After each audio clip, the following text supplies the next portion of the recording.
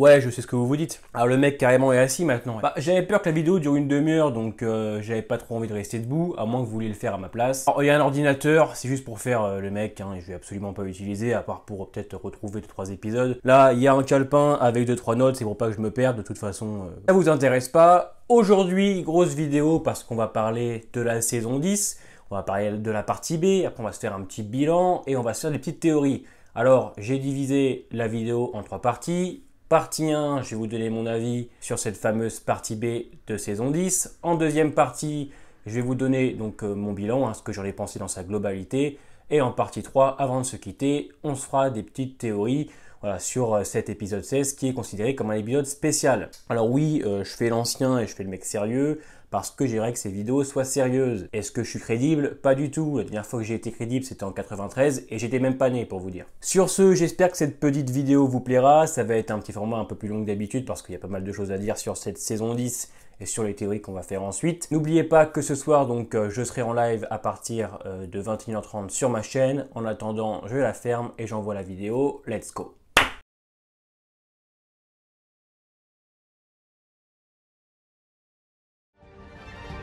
Close enough to you that she knows exactly where that horn was.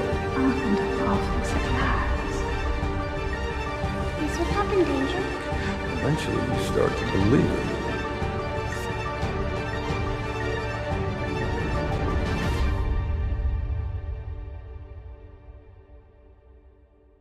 C'était bien, voilà, merci à tous de m'avoir suivi. Je déconne, c'est bon. Alors, cette partie B, qu'est-ce que j'en ai pensé?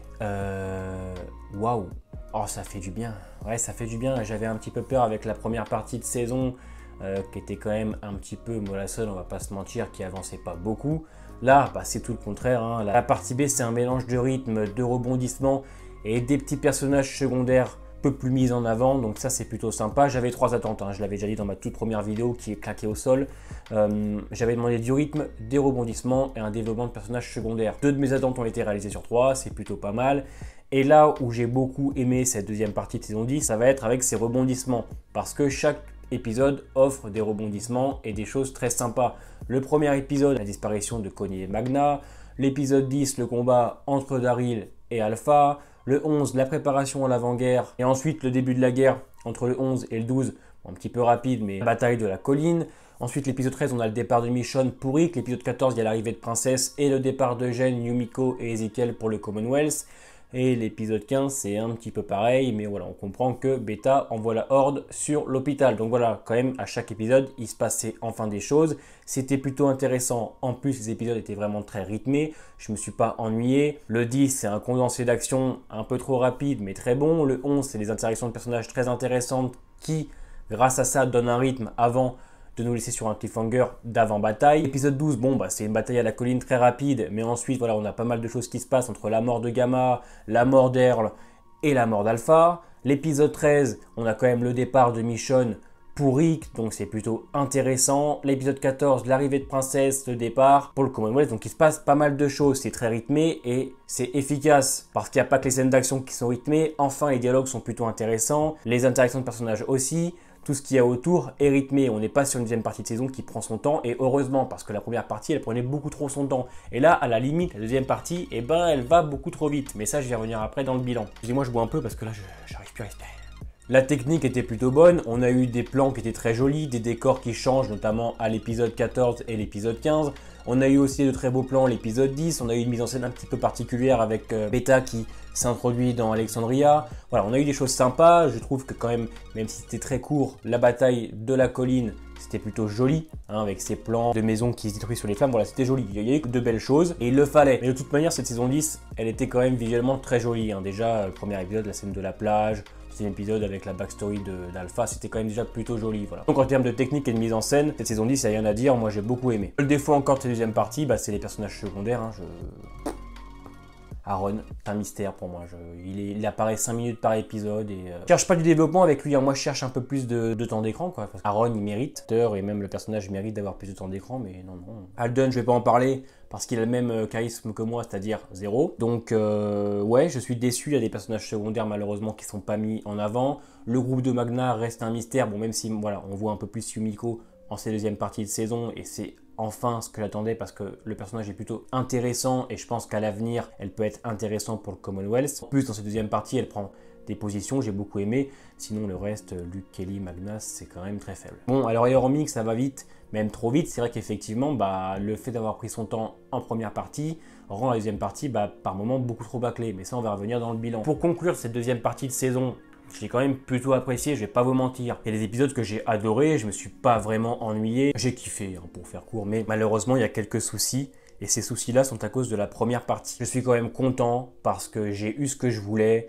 Et j'avais vraiment peur à cause de, voilà, encore de la première partie, je me répète, mais voilà, je suis quand même plutôt satisfait de cette deuxième partie. Maintenant, est-ce qu'elle est parfaite? Pas du tout, il y a pas mal de défauts, mais ça fait du bien. Voilà, ça prouve quand même que le show peut proposer du renouvellement, peut encore nous amener quelque part parce qu'il y a des scènes dans cette deuxième partie qui vont rester dans les mémoires de The Walking Dead et il y en a pas mal quand même. Donc je suis plutôt satisfait, plutôt content de cette deuxième partie. J'ai été agréablement surpris de la tournure de certains épisodes. Maintenant, ça va être un petit peu plus salé, j'exagère. J'arrive pas à le dire parce que je vais vous faire un bilan de la saison 10. Il y a quand même pas mal de mauvaises choses, mais ça on va y revenir tout de suite avec le bilan.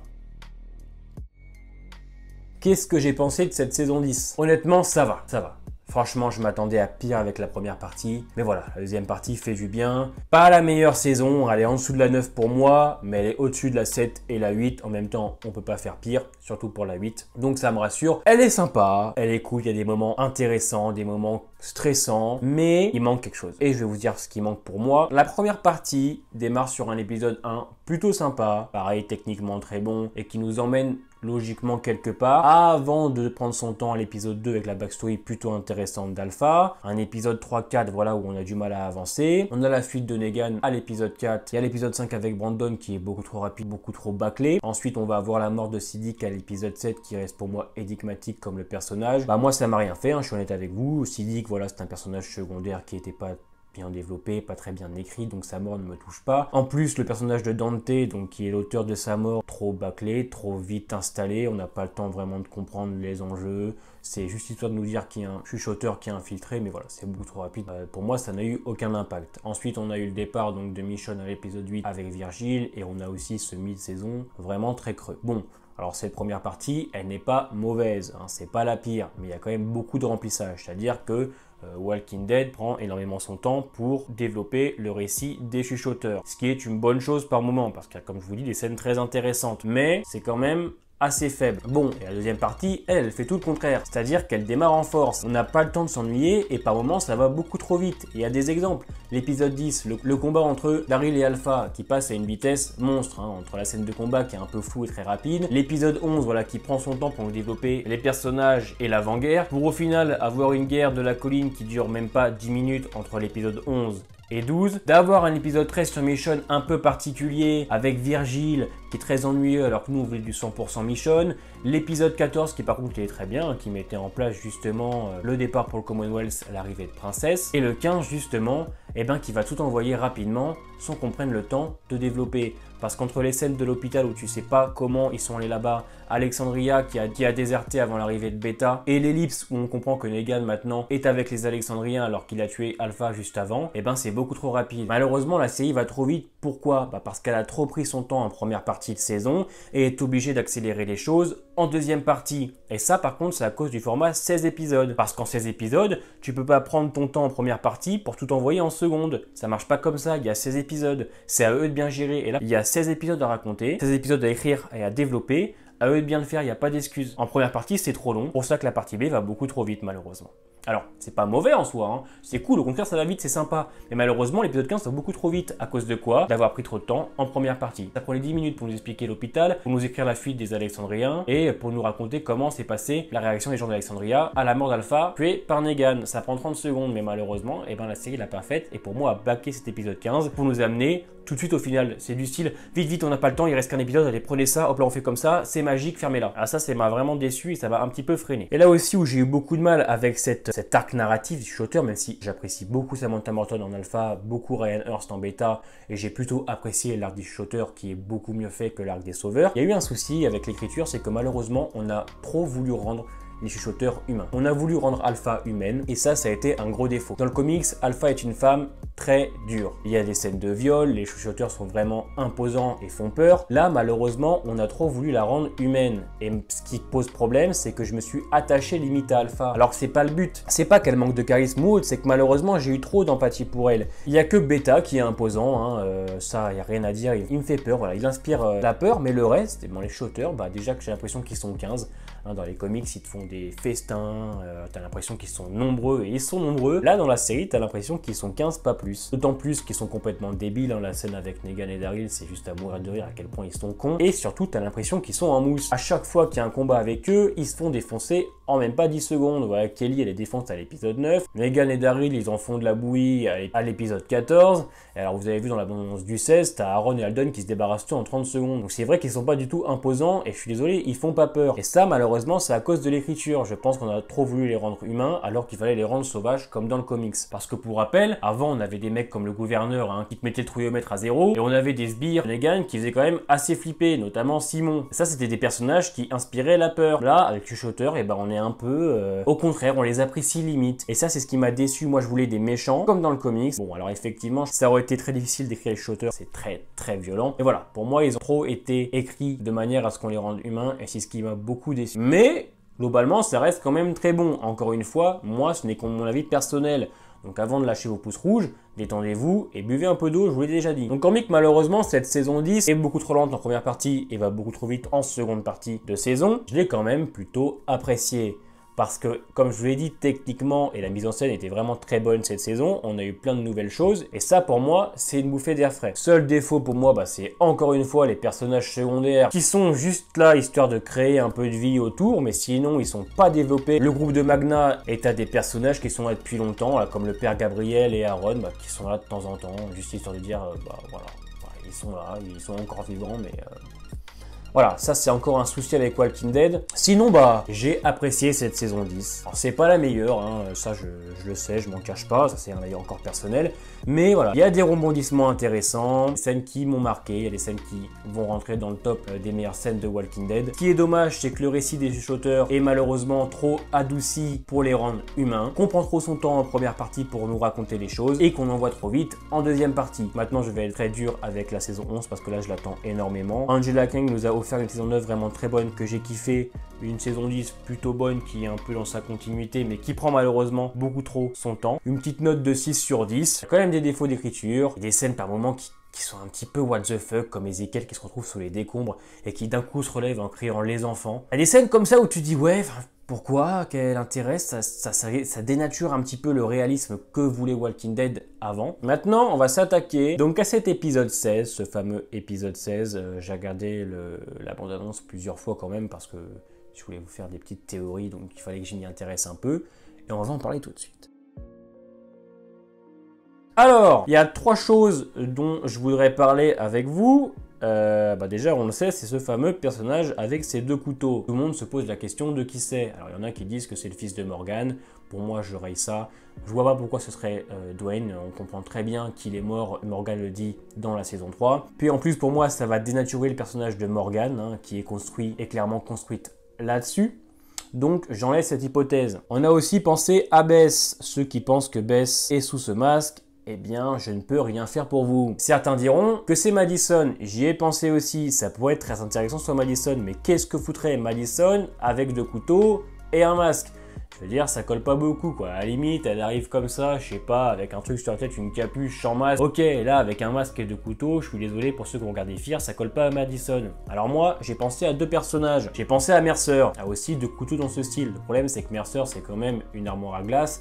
Et là, on a plutôt l'impression que c'est une personne assez petite. Ça peut être une femme ou un homme, hein, c'est très difficile de différencier. Certains diront que c'est une femme, ça peut être aussi un jeune homme ou un homme de petit gabarit. Alors bon, Mercer, c'est très difficile de dire parce que Mercer, voilà, c'est une armoire à glace. Donc j'ai un peu de mal à me dire que c'est lui, mais ça pourrait être lui. Sinon, il n'y a pas longtemps sur Twitter, il y a une personne qui a mis une image du jeu Road to Survival, un jeu Walking Dead où on voit un personnage qui ressemble étrangement à ce personnage qui apparaît dans l'épisode 16. Je vous mets la petite photo. Donc qu'est-ce que ça pourrait être lui? Je vois pas trop l'intérêt de mettre un personnage comme ça dans la série, sachant que je pense que pas beaucoup de gens le connaissent, à part vraiment les vrais fans de ce jeu. Donc bon, à la limite, si vous voulez nous mettre un personnage, mettez-nous Clémentine, ça pourrait être très intéressant. Encore une fois, qu'est-ce que foutrait Clémentine avec 2 couteaux? Donc, je pense que c'est juste un nouveau personnage qu'on met en place, peut-être le garde du corps de Maggie, mais voilà, j'ai du mal à me dire que c'est un ancien personnage qui revient, parce que pour moi, il n'y a aucun personnage qui pourrait faire son grand retour avec un impact, hein, je suis désolé, parce que malheureusement, un mec avec 2 couteaux comme ça, on n'a pas l'habitude de le voir, on n'a même jamais vu ça. Un retour de personnage avec 2 couteaux pourrait être quelqu'un du Commonwealth, donc le garde du corps de Maggie, ou attendez, ça pourrait être autre chose, ça pourrait être peut-être les ninjas que Scott Gimple avait annoncé. Alors, au niveau de la gestuelle ou le style, ça pourrait ressembler à ça. Moi, je suis pas très fan de tenue grise, là, je trouve que ça fait un peu cheap, mais bon, on verra ce que ça donne. En ce qui concerne la théorie des morts, alors moi, j'en ai 3 principales, alors peut-être que les 3 ne mourront pas, mais il y aura un des 3. Et j'ai pensé à Gabriel, hein, effectivement, Gabriel, on voit pas beaucoup, Carol, Rosita et Luke. Ah, ça fait 4 personnages, putain, je sais même pas compter. J'ai pensé à eux parce qu'effectivement, le personnage de Gabriel dans le comics nous quitte à l'épisode 15 par rapport donc, à la série. Carol a une écriture un petit peu particulière cette saison, donc peut-être qu'elle pourrait mourir à l'épisode 16 de mort un peu héroïque pour sauver les autres dans la horde. Il y a une horde qui arrive et cet épisode fait référence à un comics qui a énormément marché. Je pense que vous savez lequel je parle, c'est celui de la mort d'Andrea. Donc effectivement, ça pourrait coller à la série. Donc je pense que c'est un gros personnage qui va nous quitter, mais de manière héroïque. Alors pour ça, j'ai pensé à Carol ou Rosita. Et voilà, des morts un petit peu plus secondaires. J'ai pensé au père Gabriel et à Luke. Parce que oui, moi je ne vois pas Daryl mourir, je ne vois pas Negan mourir, c'est pas possible, on le sait.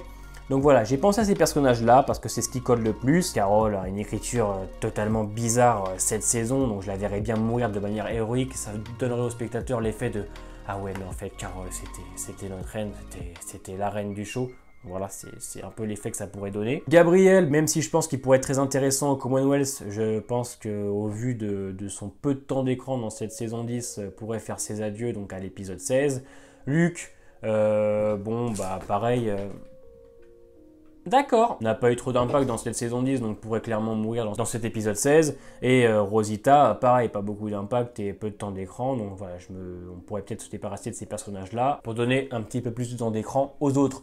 Parce que je pense qu'avec Rosita, bon, on a fait le tour du personnage, je pense qu'avec Carol, on a fait le tour. Gabriel, je pense qu'il y a encore des choses à faire avec lui au Commonwealth, mais... Voilà, donc j'ai vraiment hâte de savoir comment ça va se passer, j'ai hâte de savoir quelle est déjà la durée du final, parce que si c'est un épisode de 40 minutes, eh ben, je vais me fâcher. Là, je pense qu'on a besoin d'un épisode d'1 heure, voire 1h20 pour bien conclure l'arc des shooters et bien comprendre comment Maggie est de retour, même si on sait qu'elle est là grâce Tolette. Donc ça, c'est mes grosses attentes. Enfin, j'attends beaucoup de cet épisode 16 qui sera pour moi un épisode spécial, qui en plus devrait peut-être ouvrir The Walking Dead World Beyond qui va démarrer juste après.